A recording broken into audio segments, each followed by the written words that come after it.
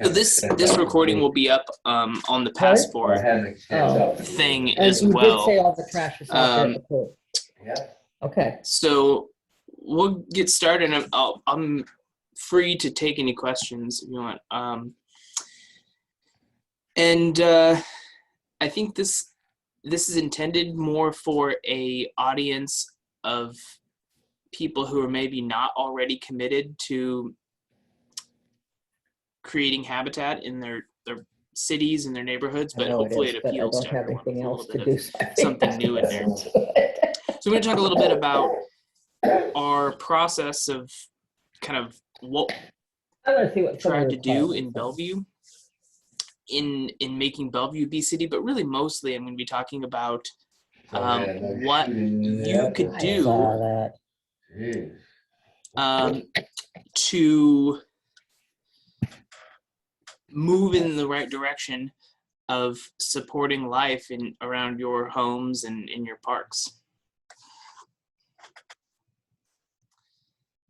Okay, so and everyone can see the screen and everything, right?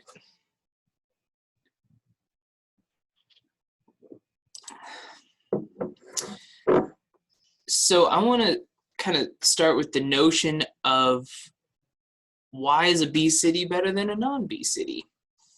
So if you think about what we're trying to do with a bee city, what we're kind of doing in Bellevue, and what I hope other parts of Omaha are going to be doing as well, why do that?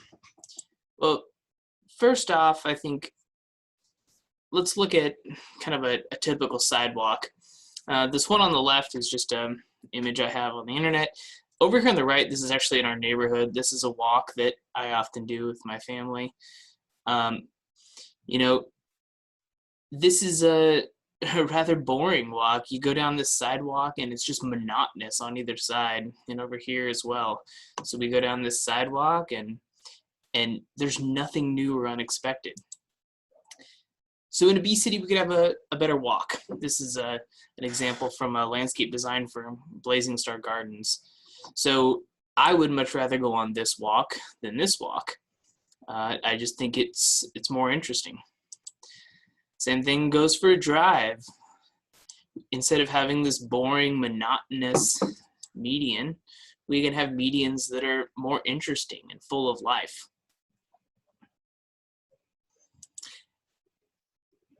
And think about this, that you don't want a single day to go by where there isn't the opportunity to experience something unexpected. Because that's really what makes life interesting. If you always know what's ahead of you, life isn't even worth living. Think about this, predictable and boring. Every single path here in this median has the same tree. Everyone has the same grass underneath.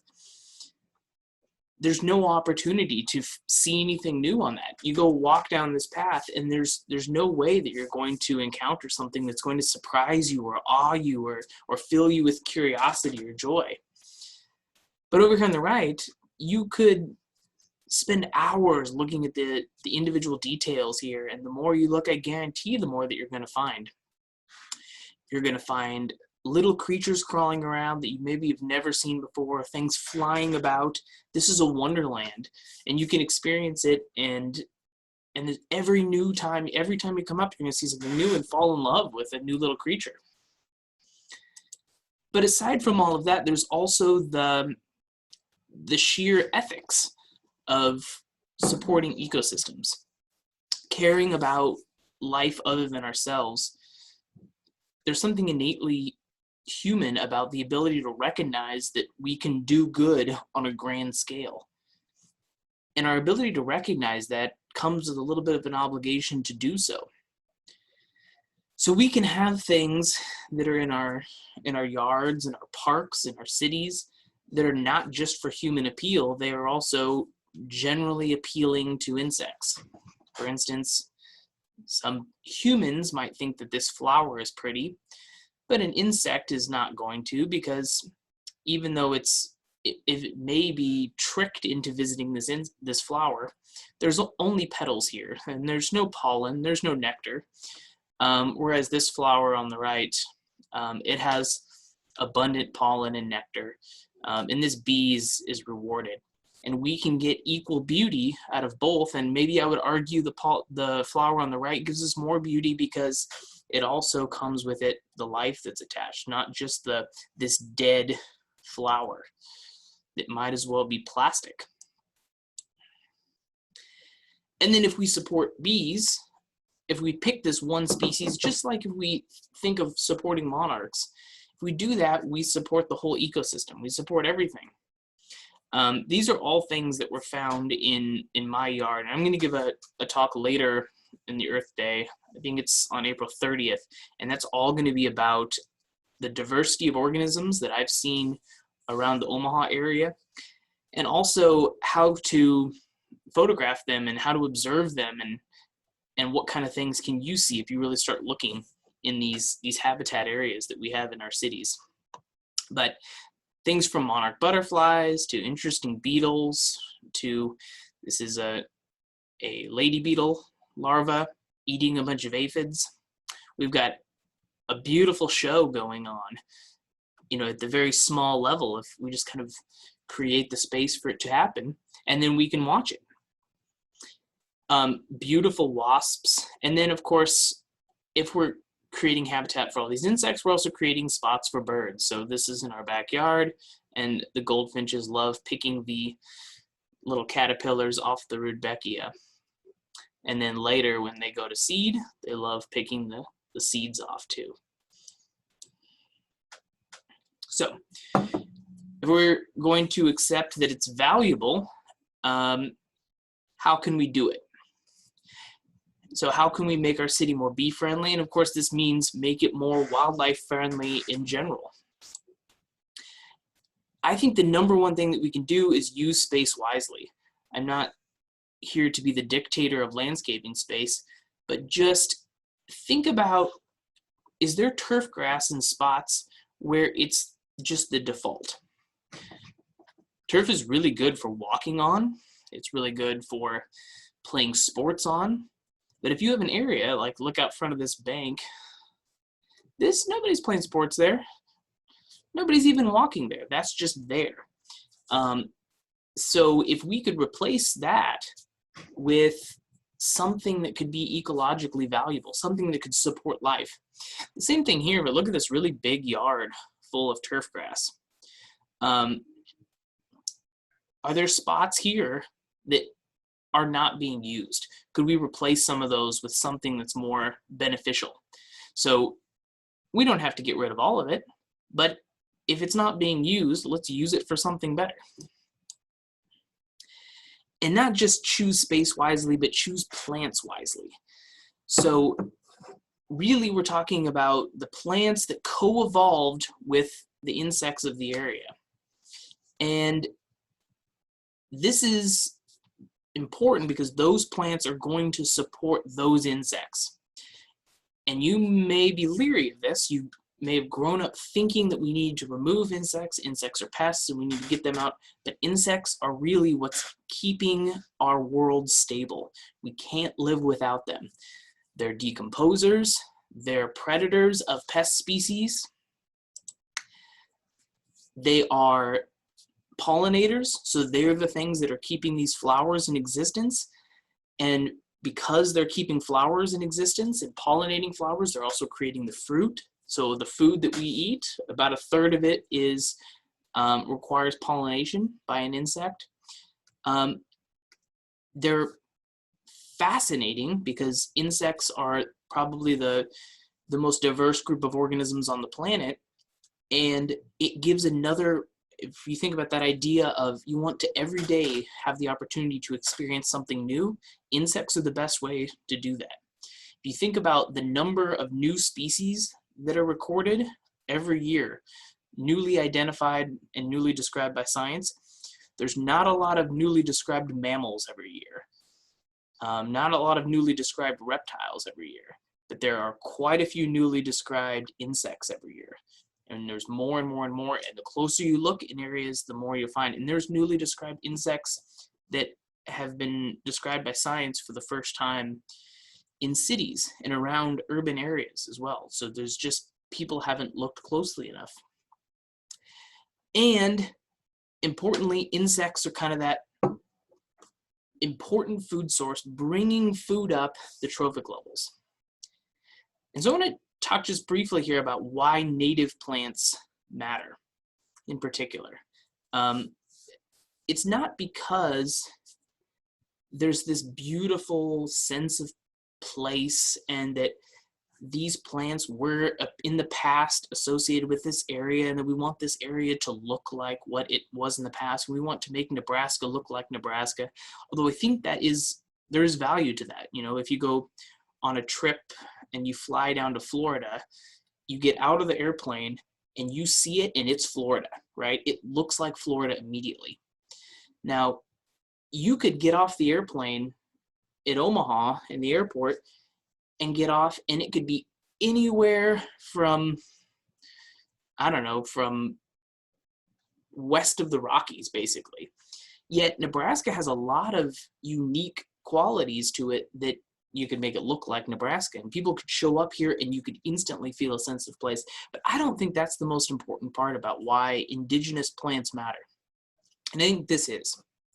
So let's take one particular plant, and this is Quercus alba.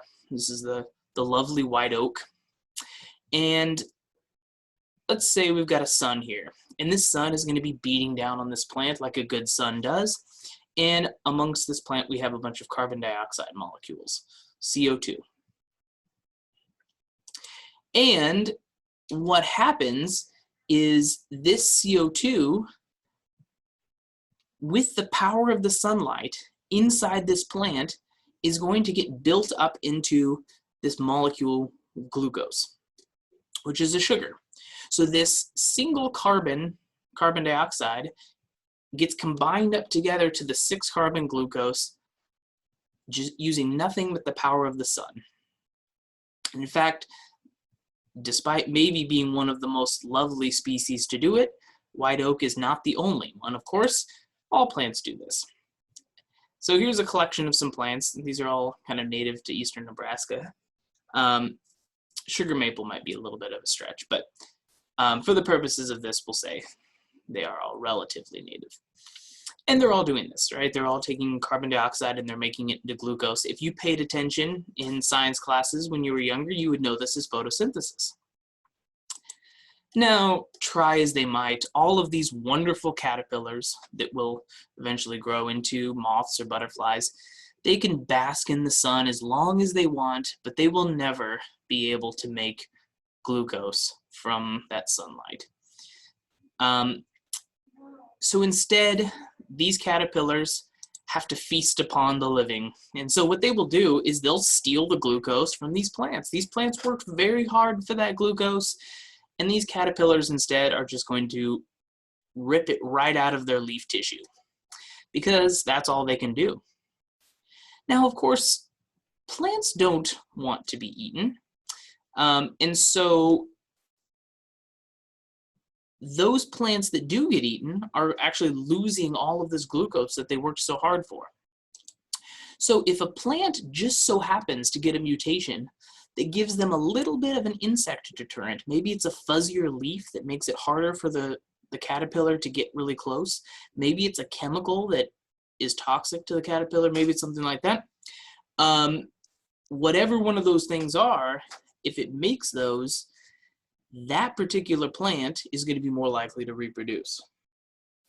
If it's more likely to reproduce, it's going to spread, and what happens then is in the population of plants, ones with insect deterrents become more abundant.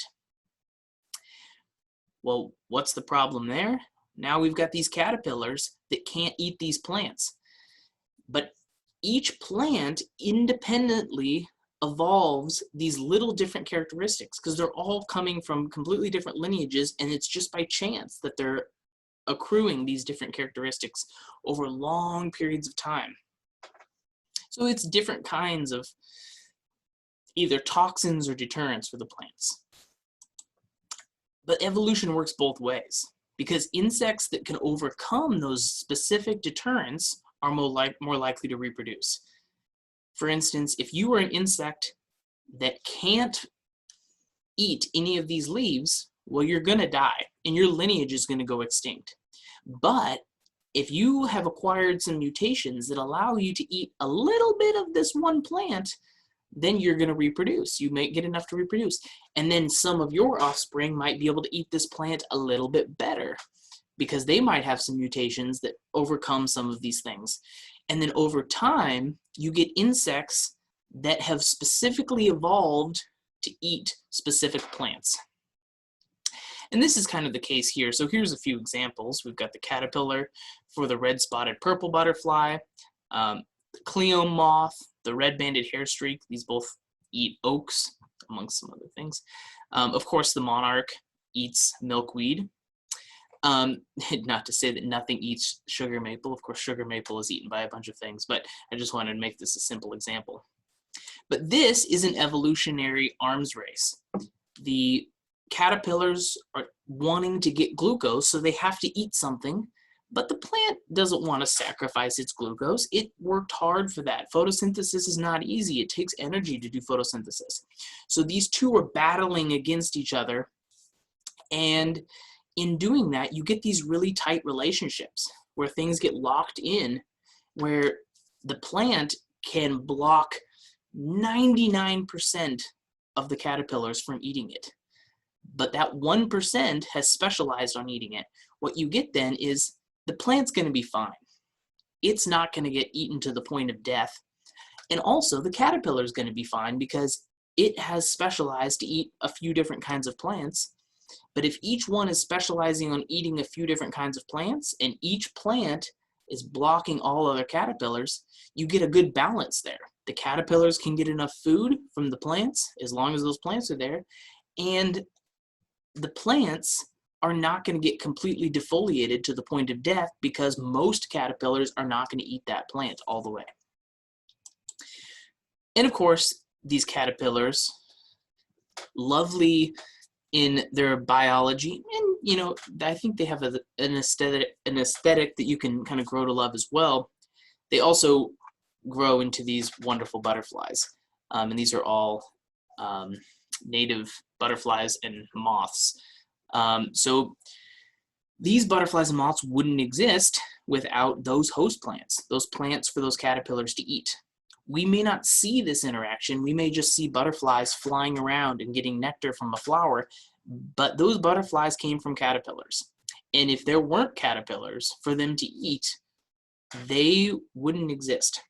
So if there weren't black cherries or oaks or sugar maples or monarchs, there wouldn't be these caterpillars and moths. So what I want to point out here is that it isn't just these adult insects that we need to support. We also need to support the larval forms. And a great resource for this to find keystone native plants, which are the native plants that are best supportive of insects, at least in this case, it's best supportive of caterpillars. So this is the order Lepidoptera and of insects. And so what you're doing here is you can go to this website, the nationalwildlifefederation.org/native plant finder, and you can look up here your zip code. And if you click on find native plants, it's going to give you your zip code, the plants that have the most caterpillars that eat them in your area. So if you want to find some plants to plant, if we look at Bellevue University, which is where I'm sitting right now, this is the 68005 zip code, you're going to get this collection. So first off, you're going to see flowers and grasses, and then you're going to see trees and shrubs. And then over here in the corner, you're going to see the number of caterpillar species that eat these. So if you look at Solidago, this is the goldenrods, which is the #1 herb, so flower and grass, perennial, that is eaten by caterpillars. So there's 66 species in our area. The next is Helianthus, the sunflowers. And then we have the strawberries, violets, Eupatorium, so this is the Jopai weeds, Amorpha, which would include like lead plant and the false indigo bush. And you can go down the line, you can look at these, and if you click on them, it'll tell you which caterpillar species in particular are known to eat these. You'll notice that trees and shrubs tend to have a lot more caterpillars on them that they're supporting than the flowers and grasses. You'll see the number one in our area is the Prunus genus, which is plums. So this would be like the chokecherry, the American plum, and we're looking at 170 species of caterpillar here. And what's important about these numbers, it has to be really the native species of these that are in these categories, because they can be very different between, for instance, if you think of like a maple that is indigenous to here versus a maple that's indigenous to Europe. So when we talk about this, the maple acer here with 112 species of caterpillars, that's really the North American maple. Same thing for oak. We're talking about the North American oak, and in particular, the oak that's native to your particular region. So this eastern Nebraska region is much more supportive of insects than an English oak or a Chinese oak or even like a Western United States oak. So the closer that attachment is to that point of those insects where they've been co-evolving for a longer point in time, the longer that evolution is going to occur. So this is a great resource if you're trying to think of new plants to add, especially if you're adding a tree or a shrub. This is a great place to decide what kind of tree or shrub should I do if I want the biggest impact on insects. Of course, caterpillars are not the only specialists. That resource is for caterpillars in particular, and it's a pretty daunting database that they put together there for caterpillars. But if you plant more native species, then they might not even be those ones that are the major supporters of caterpillars. They might be others, and they might be major supporters of other species that we don't even know about yet, because we know that there's special insect plant relationships with bees, with wasps, beetles, flies, grasshoppers, the true bugs, the hemipterans. So we know that there's these tight relationships. Sometimes we just don't know all of it. So the more native plants that you create in these areas, the more of these relationships you're going to create and the more insects you're going to support. This is a graph from Jared Fowler. This is the percent pollen specialists versus the number of bee species. You see Nebraska sitting right here at about 40% of our bee species in Nebraska being pollen specialists, meaning they will only gather pollen from a collection of host plants. So if you have a plant, like maybe like a daffodil or something that is out there, and even if it has pollen, it's probably not going to support very many bees unless those are bee generalists. So these specialists require specific native plants in this area. This is a really great list. If you want to write this down, jaredfowler.com/specialist bees, for looking up some of the specialist bees of Eastern United States and what plants they use. So then you can look up those bees and see if they're in our area and what plants you could use to support those. Because ecosystems are like cities. You might be thinking about, well, I like bees and I like butterflies, but I'm not really sure about wasps, and I don't really know about flies, and maybe not the true bugs either. I don't really like leaf bugs or stink bugs. Those don't really appeal to me. But it's really like a city. You've got teachers and firefighters, mechanics and doctors, construction workers. All of these people are doing a little bit of a different job. Now, the firefighter doesn't have to be a construction worker. If he needs his house built, or she needs their house built, the construction worker can build the house. But the doctor doesn't have to be a firefighter, because if the doctor has a house fire, they can call a firefighter to put that fire out. So what this does is each one can be specialized in their little niche, and they can do something different. A city without a mechanic may still be a city, but it's missing a really important piece. And that means if all of the other components of the city, if they can't become mechanics, they're doing other things. They can't learn how to be a mechanic overnight.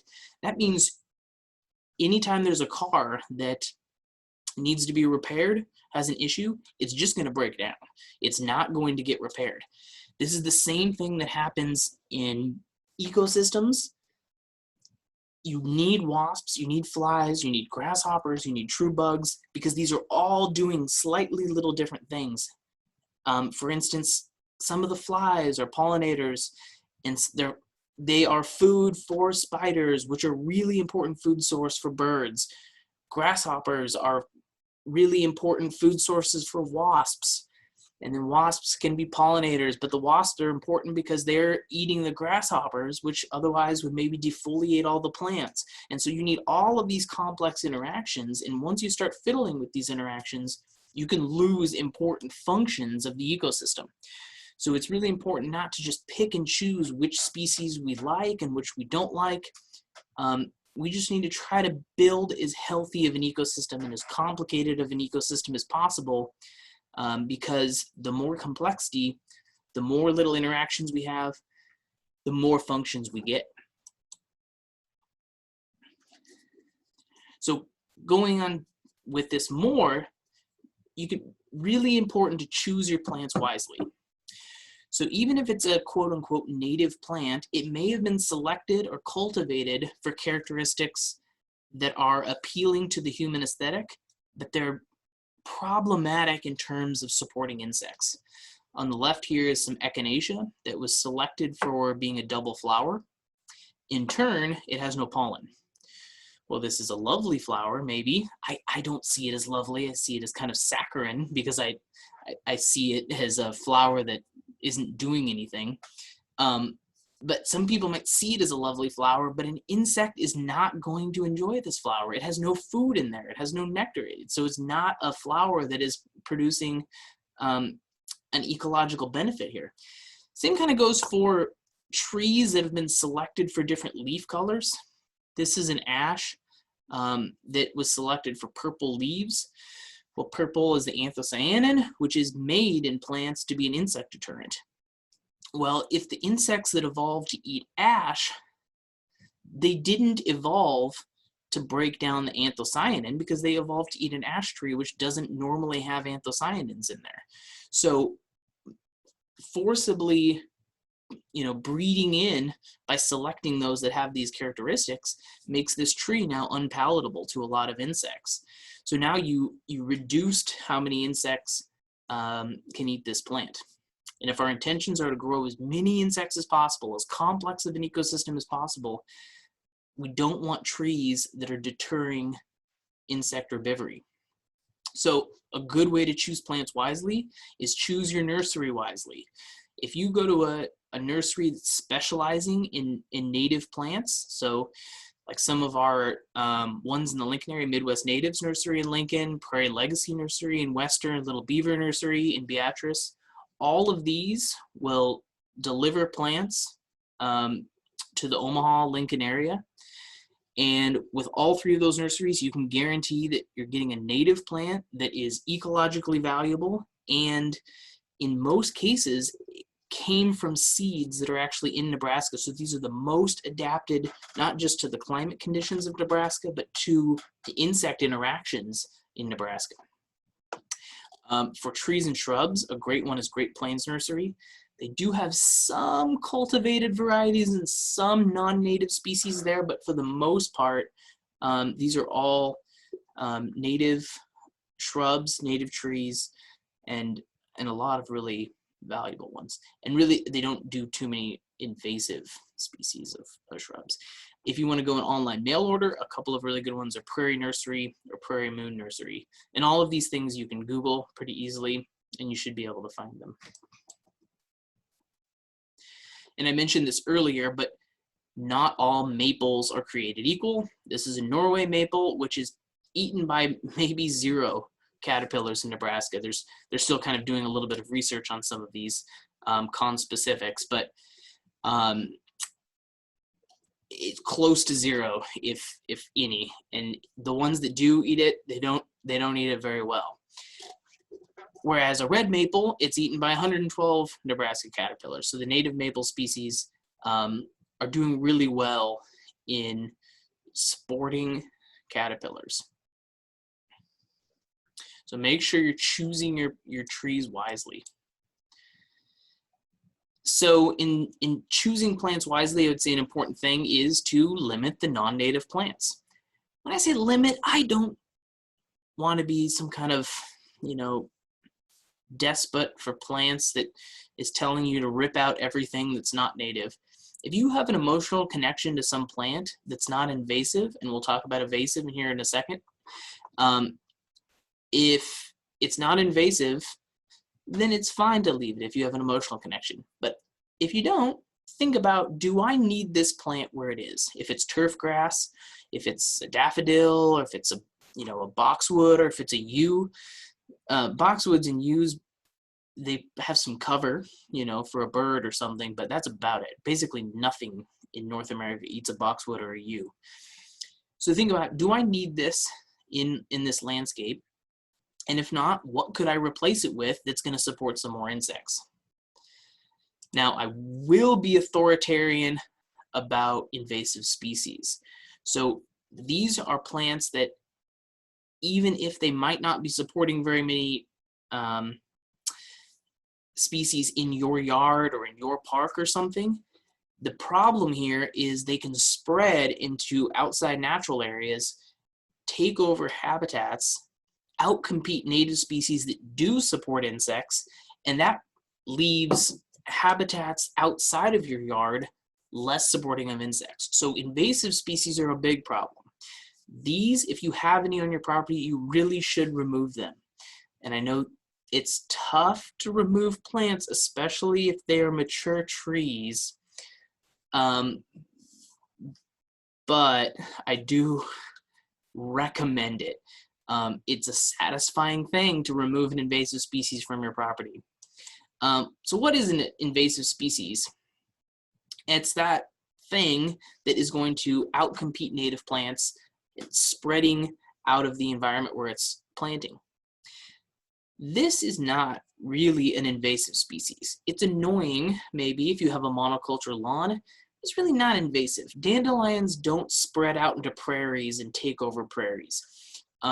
They really only compete in spots where there's an open dirt. And so it's possible that they outcompete some early successional plants, but there's just not a ton of evidence for that. So this is really not a big problem plant ecologically. This is an invasive species. This is the Bradford calorie pear. This is a photo from MissouriInvasives.org. If you are in Bellevue, really a lot of roadsides right now, they're blooming. So drive along the road and pay attention to the roadsides. If you see a thicket of something that's kind of low and a lot of low horizontal branches with white blooms on it, that's American plum, and that's good. But if you see trees that are in the ditches with white flowers on them, these are Bradford pears, and they've been spread into these ditches, and they're getting spread into prairies by birds that eat those little berry-like things that come off them, and they get deposited, and these are creating these monocultures of Bradford pears where there should be very diverse prairies. If you have a small Bradford pear that you just recently planted, now is a good time to pull that puppy out and feel good about yourself, cut your losses, and put a better tree in there. The reason why everyone has these trees is because they're cheap. You can get them at Home Depot, and they have a nice flower for a couple weeks. But they're really problematic. They're soft woods too. They break all over the place and damage power lines. It's really not a good tree to be having around. Honeysuckle, you might see these have these lovely flowers. They form dense thickets, woodlands and woodland edges. And the problem is they green up before all of the native vegetation. And so then they block out all the light for everything before underneath. And they can form dense hedgerows that prevent any native shrubs from taking in here. So if you have any honeysuckle on your property, I would work very hard to get rid of it. It's not easy to get rid of, but it's a valiant effort, because that's going to prevent it from spreading out more into these areas. And you're going to be, think of it as like a tax savings, because there's people who are working to remove these from public spaces. If you get it off of your property, you're going to have less effort to remove those. Another is vinca, which is still sold as a nice ground cover, also known as periwinkle. So it's known to be a good ground cover because it forms a nice monoculture lawn over anything. Well, nothing really eats the leaves, and what it does is it escapes into woodlands, forms a mat, and it chokes out all of the flowers that should be coming up in the spring in the woodlands. So all of these diverse species of flowers that are supporting different kinds of insects are now not coming up because this one invasive species that doesn't have any ecological connections has formed a dense mat. The non-native ivies are really problematic, and they're very heavily used in landscapes. These are good ones to remove if they're in your landscape. So Hedera, which is the English ivy, or the Boston ivy, either one, they both escape into woodlands. They can kill trees, not trees, but trees, so they can climb up the trees, strangle them, and kill them. And what they do is, the more edges we have on these forests, where we fragment forests, the more susceptible these edges are to these ivies. And then we start killing trees from the outside in. They also can form these dense mats on the understory, which is why people plant them. You'll see these in a lot of neighborhoods, and they plant them as these thick mats underneath trees to prevent any weeds from coming up. Well, they spread out into the woodlands, and then they prevent any of the native species from coming up. Japanese barberry, it's another one that's really common. It spreads by birds eating the little berries. There's sometimes some red versions of it, and some kind of greener, yellow one that comes in a lot of different colors. Dense thickets in forests, again, choking out the native vegetation. Dame's rocket, this is one that's sold in a lot of wildflower mixes, but it's not a native species. It can form these dense monocultures in a very wide range of conditions. And a great plant that looks exactly the same is the native phlox species. So if you plant prairie phlox, for instance, most people wouldn't be able to tell them apart. So why would you plant the invasive species of Dame's rocket? Multiflora rose is one that is so wildly distributed that a lot of people think it is a native shrub. But it can form dense thickets. It's been planted a lot as a bank stabilizer in areas, but if this is something that you have on your property, it's a really good one to put some effort into removing and replacing it with some better shrub. There are many, many more. We don't have time to go through all of the invasive species of eastern Nebraska, but several of them that I would consider to be some problematic invasive species are, I would point out too that just because it's not listed as a noxious species for the state, it doesn't mean it's not an invasive species, because states are usually very slow at listing things as a noxious species. And by the time they list them, they're usually out of control. So for instance, Bradford pears are just now starting to be listed in some states back in the East. But now, by that point in time, it is a mess out east. The same thing with some of these other species that, because it takes a little while for them to escape out into the areas, it takes a while for people to realize that they're a problem. But Russian olive and really autumn olive both are a problem. Siberian elm, which was planted a lot as a replacement for the American elm. Norway maples, which can spread out into the area and not a lot of things eat them. Burning bush, which a lot of people love. There are great native alternatives to that. So the native viburnum, even aronia, which is not super native to Nebraska, but it's a much better alternative. The spice bush would be a good one too if you want some yellows instead. Chinese elm, tree of heaven is probably one that nobody plants anymore, but if you have it on your property, work to remove it. White mulberry, privet, which is a lot of people, if you have an older house, Have it in some hedgerows, oriental bittersweet, butterfly bush, even though it has butterfly in its name, it's spreading. Not so much in Nebraska yet, but out east it's spreading quite a bit. So it certainly has the potential to do it here, and it probably will. They're much better plants for butterflies than butterfly bush. Buckthorn is another problematic tree. And of course, Kentucky bluegrass is actually a real big problem invading prairies because it greens up really early. Before any of our native grasses do. So just because it doesn't spread in your yard, it doesn't mean it's not invasive, because invasive could mean it escapes somewhere else. So it may not spread adjacent, but it might spread hundreds of miles away. And these plants are known to do that.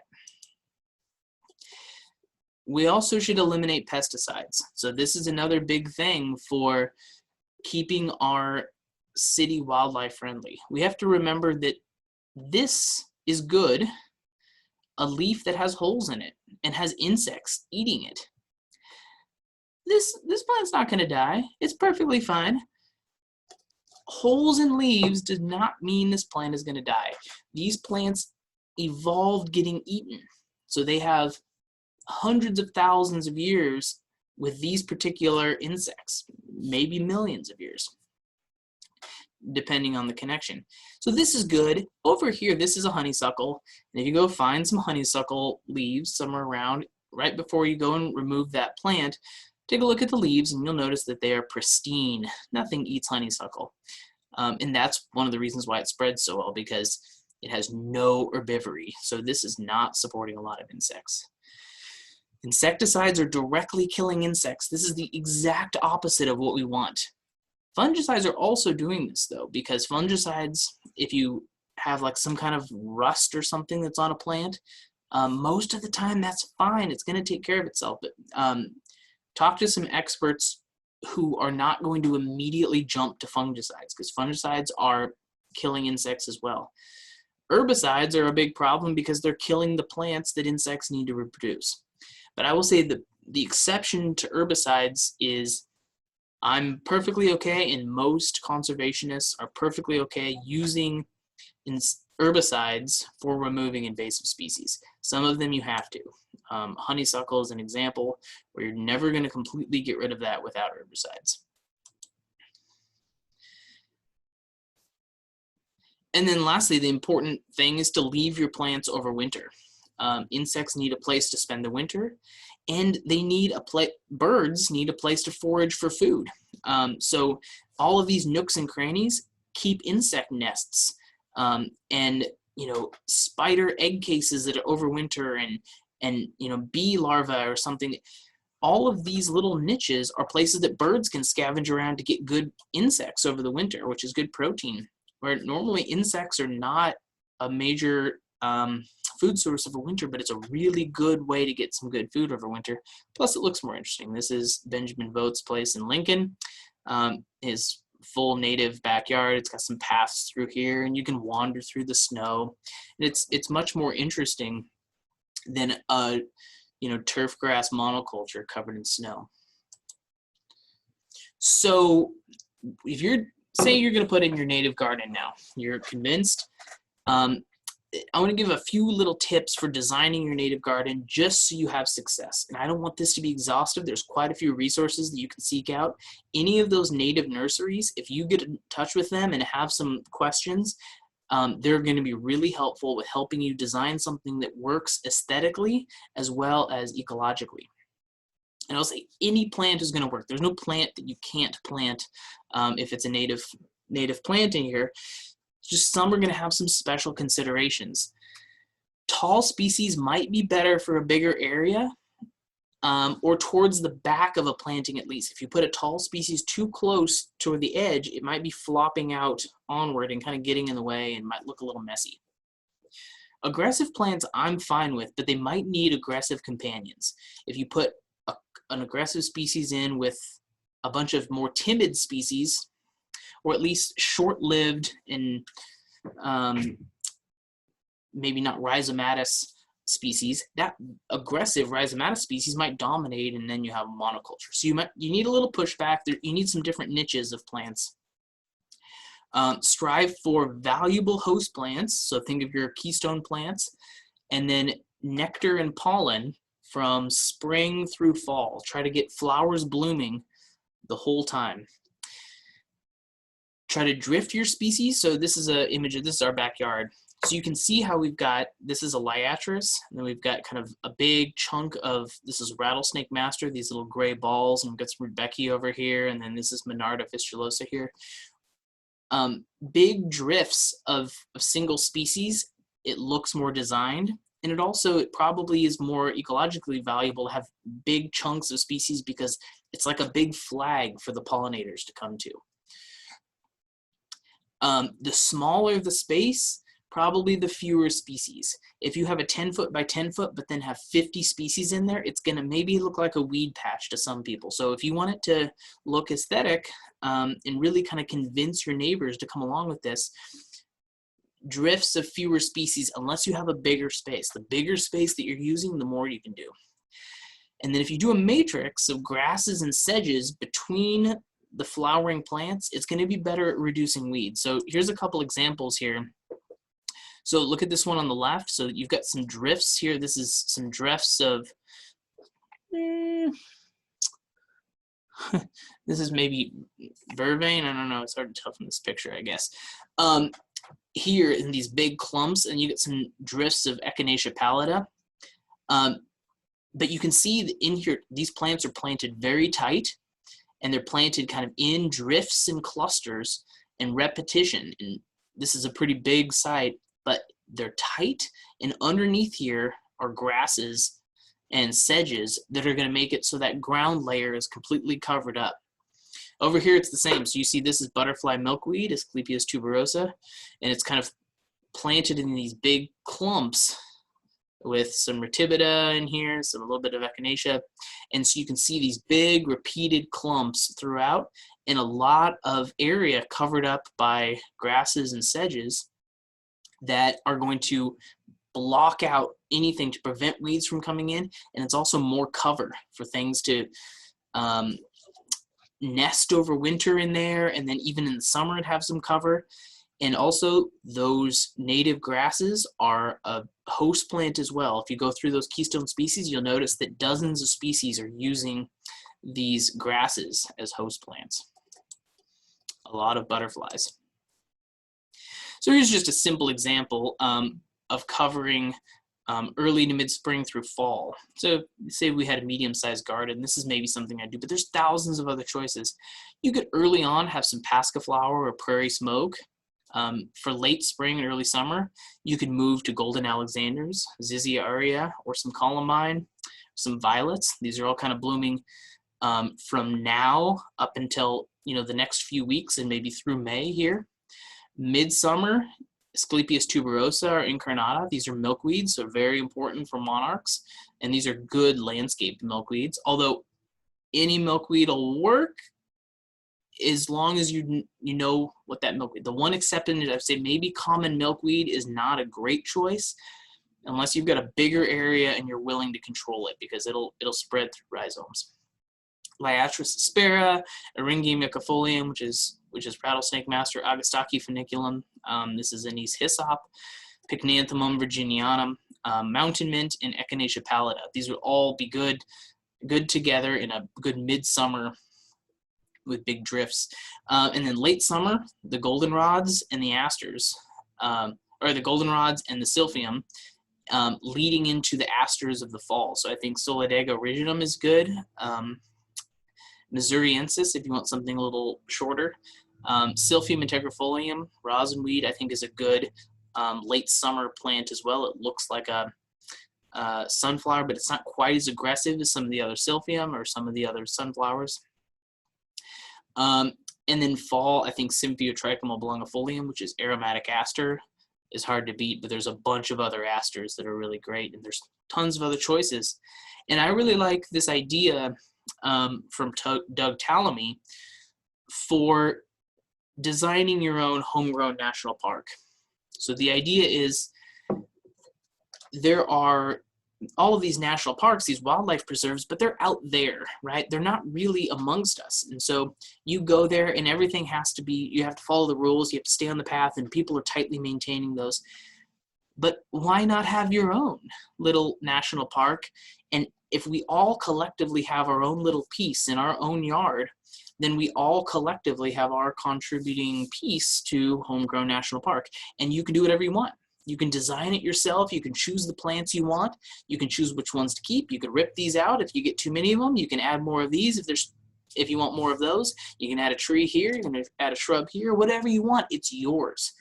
Just use native plants, and just do so, and get on the map. And so this right now is Nebraska. There's not very many. So this is 669,000 acres. I hope that's 1,000 that are occupied in Nebraska that are on the map for this Homegrown National Park. So put yours on and get on the map, and we'll see how much of Nebraska we can, of the urban areas especially, that we can get converted into these little national parks for all the reasons I talked about today. So what's next? So I think first off, see what changes you can make right now to your yard and your neighborhood. If you've got a spot of your yard that's not being used right now, how can that spot be more ecologically valuable? Do you have a public park that has a big section of turf where some of that can maybe go to being something that's more ecologically valuable? Do you have any plants that are either invasive or that you could definitely remove, or some that are maybe not doing much that you could replace with something that's going to be more ecologically valuable, either in your neighborhood somewhere or in your yard? And then let insects eat your plants. It's not going to kill them. The only exception is like maybe Japanese beetles, but really, I'm telling you, what we do for Japanese beetles at our house is we go flick them off every once in a while. We're not very judicious about it. They're not a problem. If you get your ecosystem established, things come out and kill them. Assassin bugs come out and kill them. Some birds will come out and kill them. Some wasps will kill them. So they will come out for about a week, and they might defoliate a little bit, but they're not going to really kill much, if anything. They're not impacted any of our trees, aside from some leaf damage for a little bit, but then everything rebounds. And then spread the word, because the more little pockets of habitat, the more species we're going to support, and the more interesting our city is going to be, because I want to walk around Omaha with the opportunity to experience something new. The opportunity to see a species that I haven't seen before, and what a cool way to be walking down the street, on the way to work, or going shopping somewhere, going out to eat, seeing something that you've never seen before right in your own city. So are there any questions? I can stop recording for the questions, or I don't know, maybe it would be valuable for